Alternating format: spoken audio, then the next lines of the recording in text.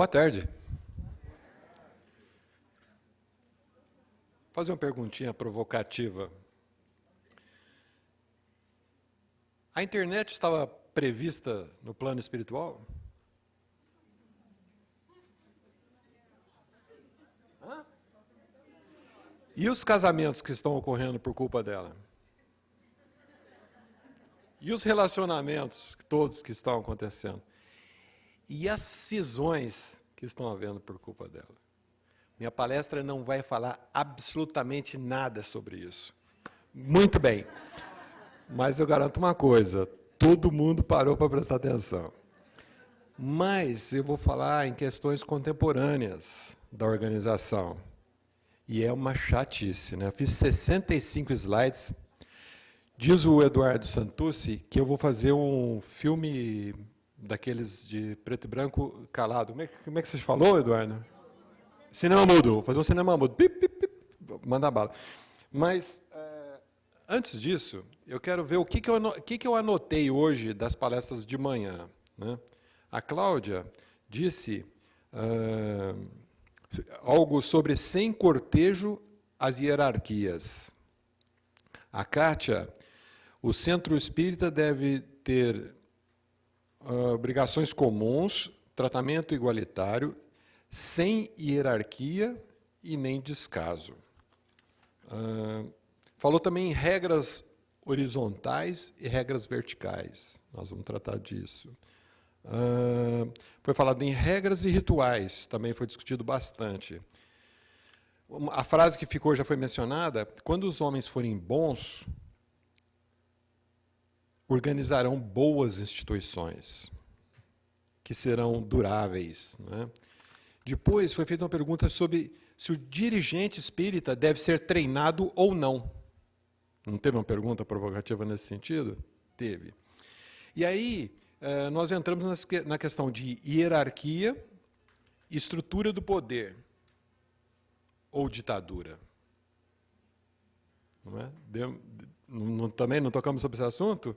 Né? Quer dizer, e o que leva a se ter a hierarquia quando se trabalha, que ela invade e se torna ditadura? É o vácuo do poder, não é? É o vácuo do poder. Quer dizer, ou a desobservância das necessidades científicas da administração, da organização. Outra coisa que o Otacílio falou aqui, ele está aí. Está lá. Aliás, essa turma de manhã, hein? Que fera. Nosso lar é orgânico. Falou? Composto de órgãos. Nosso lar é orgânico, composto de órgãos. E na questão da internet, hoje no nosso site, na USE de Ribeirão, até atendimento fraterno a gente faz, e muito, inclusive para Portugal, Bahia, etc.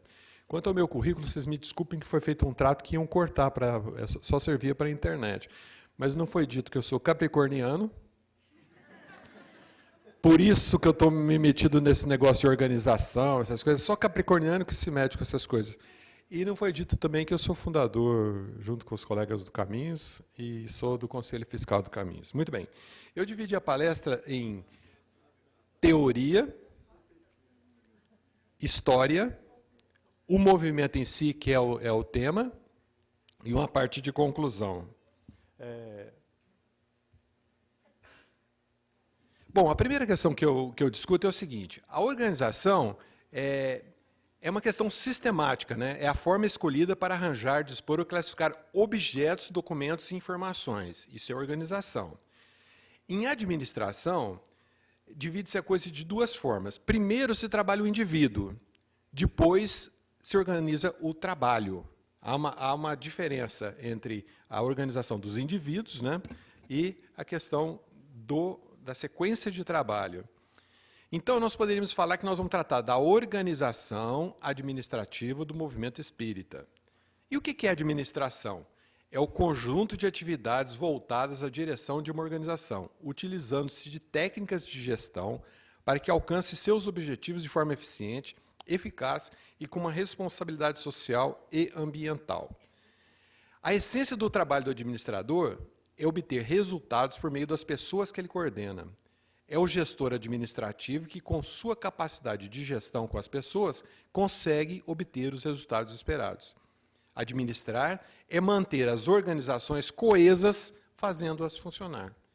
Então, na verdade, eu acho que nós não vamos falar sobre a organização do movimento espírita, e sim a administração do movimento espírita. Esse, então, eu acho que seria o nome correto da palestra. A organização em si teve 3 pilares. Não vamos aprofundar sobre eles, mas é um referencial para vocês terem aí no CD, e eu ampliei mais uns 30 slides, mas irão todos para a internet, tá? Taylor, não rima. Taylor era o trabalhador, Fayol, o gerente, e Ford, o proprietário. Esses são os 3 pilares. Quem quiser seguir em administração precisa ler a ciência desses 3, ok? Balançando a cabeça, é a turma que já estuda na área. E quais são os princípios para um bom administrador? Saber utilizar princípios, técnicas e ferramentas administrativas. Saber decidir e solucionar problemas. Saber lidar com pessoas. Comunicar eficientemente. Negociar. Conduzir mudanças. Obter cooperação e solucionar conflitos. Ter uma visão sistêmica global da estrutura da organização. Ser proativo, ousado, criativo, um bom líder, gerir com responsabilidade e profissionalismo. Eu já adianto para vocês que eu não vou entrar na questão doutrinária do dirigente espírita. Isso foi problema do pessoal de manhã. Tá? Porque vim cá falar que jeito que um espírita tem que ser, eu vou dizer uma coisa só. O homem tem que ser humano. Ele tem que tratar as pessoas de forma humana. Então, vem cá falar, olha, tem que ser bonzinho, tem que respeitar, tem que ser espírita, para ser, não é essa a questão. O problema é o seguinte, a nossa palestra está voltada para que o espírita, que tem que ser tudo que o pessoal de manhã falou, seja um bom administrador também, quer dizer, e precisa também dividir essas questões. Uma coisa que acontece muito, já contando o fim do filme para vocês, porque às vezes eu posso não chegar até no fim e não lembrar, é que as questões doutrinárias invadem as nossas questões administrativas. Né? Ontem, na CTI, foi proposto fazer um trabalho numa menina de saúde. Ela falou assim, olha, tudo bem, eu vou perguntar para Deus e volto. Né? E, de vez em quando, a gente vai fazer uma sessão para ver se algum espírito diz para nós o que nós temos que fazer com a nossa administração. E a secretaria não está funcionando. É só tirar xerox, é só arrumar as pastas, né? Vai perguntar o quê para o plano espiritual. Então, essa questão da administração é que nós estamos cuidando aqui. Relembrando, a administração tem 2 sentidos, lembra? Uma cuida de pessoas, a outra cuida de fluxo de serviço. Aí nascem 2 tipos de documentos. Um chama organograma, o outro chama fluxograma. O organograma é aquele gráfico que dá a forma da organização. É esse aí, ó. Corregedor geral, a coordenadoria, a divisão, seção, são os órgãos. Esse é o organograma. E o fluxograma? É um diagrama que molda a sequência do serviço, o que cada um deve fazer. A lâmpada não funciona? Ela estava ligada? Não, então tem que ligar a lâmpada.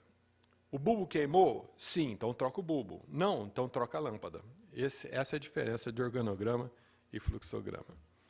Muito bem. Essa primeira fase que passou são só as pistas de quem se lê e o que tem que se fazer dentro dos fluxos administrativos. Agora, nós vamos dar uma passadinha nas pessoas que foram fortes na história, porque foi dito pela Nilza que... Como é que é, Nilza, na questão da história?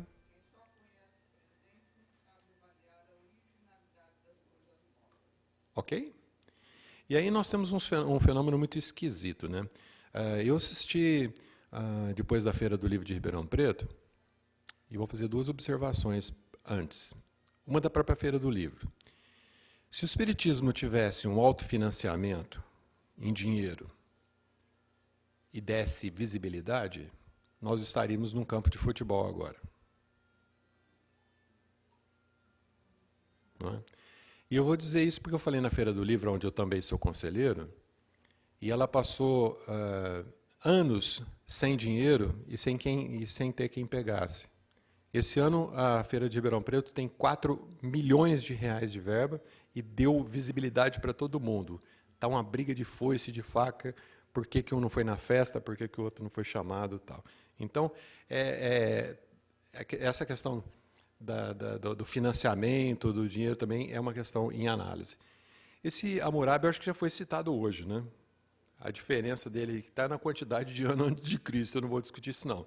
Mas ele foi considerado o primeiro legislador e sua obra administrativa está muito além do seu tempo. Moisés, ele congregou a parte religiosa e legislação. Moisés deteve a promulgação da Constituição de 10 artigos pequenininhos que não foi revogada até hoje. Ok? Também com aquela massa de gente, uma bengala que ele batia legal. E o que ele conseguiu mover, ele deu prova de ser um dos maiores administradores de todos os tempos.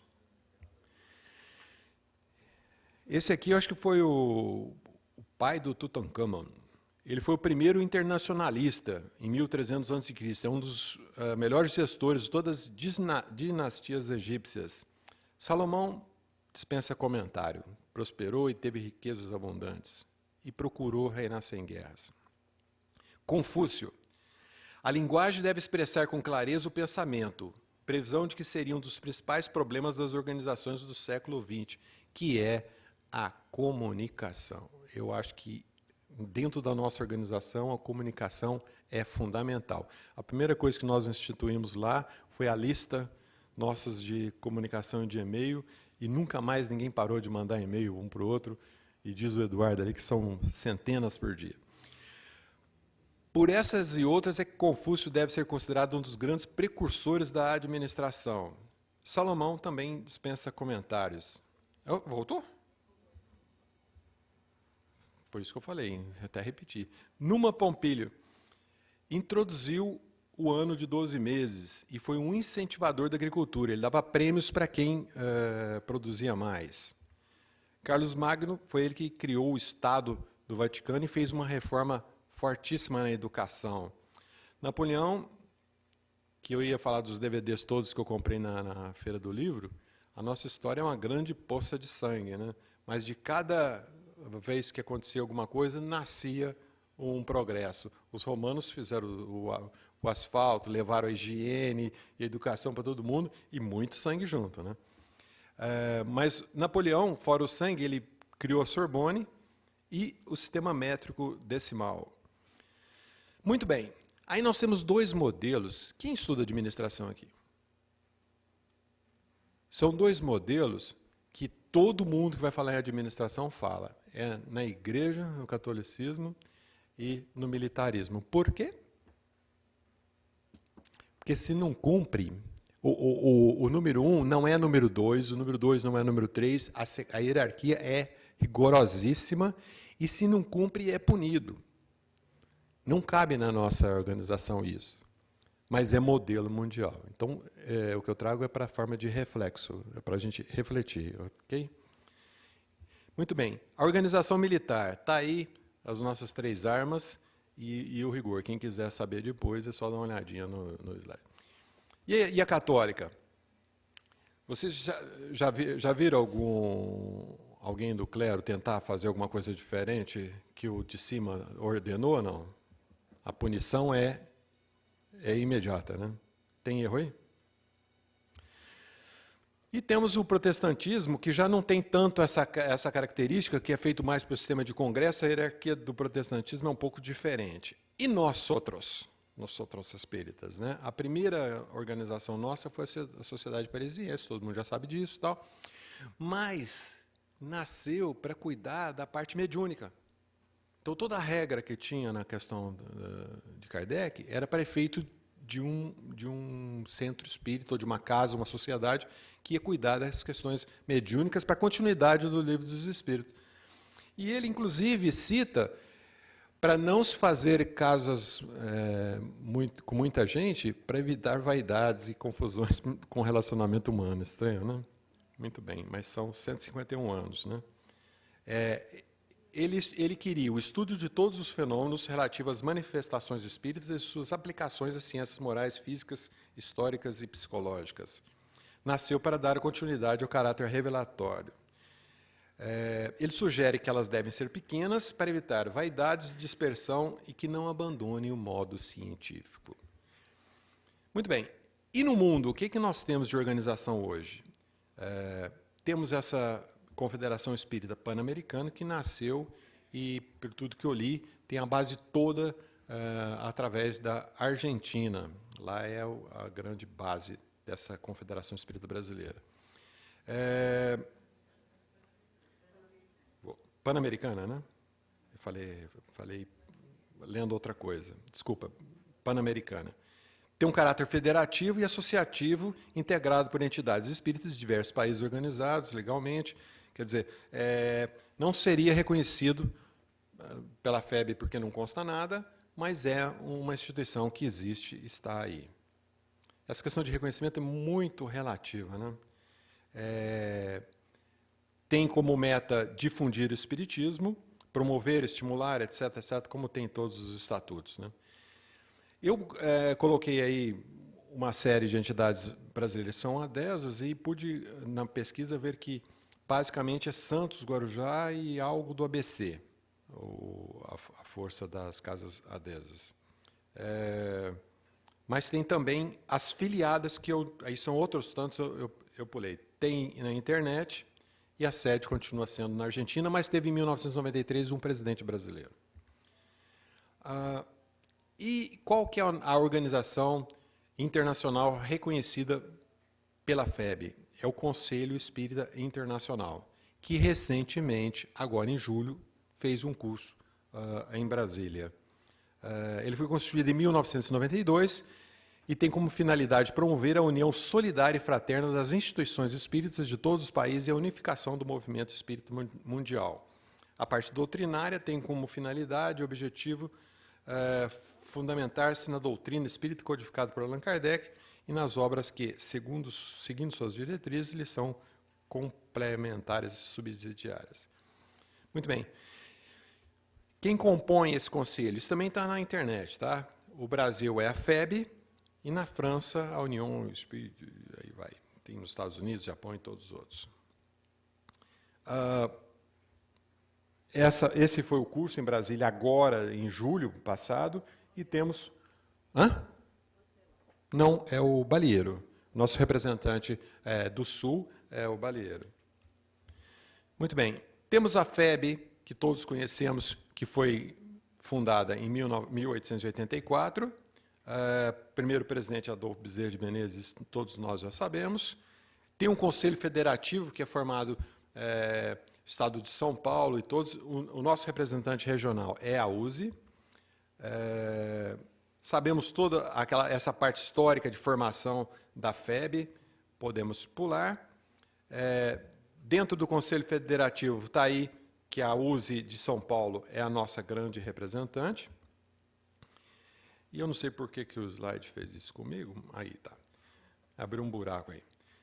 A USE foi criada em 1947 através de um Conselho Estadual Espírita e foi a fusão dessas entidades aí, Sinagoga, União Federativa, a Federação Espírita do Estado de São Paulo, e você vai na internet e encontra a federação ainda existente, com uma presidente só, tá também pousada lá e tal, e quer dizer, que alguém resolveu continuar com a federação, ainda que ela não tenha o reconhecimento da FEB, ela continua. Eu coloquei aqui, eu acho que isso aqui é o âmago da questão da palestra. Vejam bem, a USE não é um centro espírita, mas a soma dos centros espíritas do Estado de São Paulo. A USE é o resultado da união dos centros espíritas. A instituição espírita é a base da USE, por isso é ela que delibera sobre o que é melhor e mais conveniente para o movimento espírita estadual. Isso está no PowerPoint da própria USE. A USE não impõe nem interfere nas atividades do Centro Espírita, mas sugere, orienta, aproxima e divulga experiências. A Sociedade Unida sempre mantém a sua autonomia. Então, quer dizer o seguinte, a entidade é totalmente autônoma. A USE é orientativa. Então, eu acho que existe um vácuo na questão de imposição administrativa. E parece que ninguém quer assumir isso. Então, os centros, eles se tornam totalmente independentes. Isso eu não sei como resolver. Isso é o que a pesquisa encontrou. Esse é o organograma da USE. A estrutura é feita por diretoria, como eleita a cada 3 anos. Ela ocupa esses espaços no estado de São Paulo. São 1.400 casas espíritas, 24 órgãos regionais, 84 intermunicipais, 11 municípios e 20 distritos. Temos aí também a Aliança Espírita Evangélica, mas ela não tem o caráter administrativo. Ela não tem o condão de querer vir ser um órgão no nível da FEB, por exemplo. Realmente tem até a fraternidade dos discípulos de Jesus. Parece que a questão é totalmente doutrinária e não de tomar a entidade uma da outra, né? Esse é o que eu pude sentir da Aliança. A Aliança tem em todas as cidades, inclusive em Ribeirão Preto, Araraquara. Temos a Alta de Souza, que não tem sede. O presidente é aquele que foi eleito para o ano seguinte, que vai fazer um encontro, quer dizer que também não reúne as nossas entidades com efeitos administrativos. Conclusão. A FEB e a USE são as entidades que devem ditar, na minha opinião, a forma administrativa e a estrutura das nossas casas espíritas. Eu acho que mais que a questão doutrinária, eu acho que tanto a FEB como a USE deviam avançar mais nesse sentido.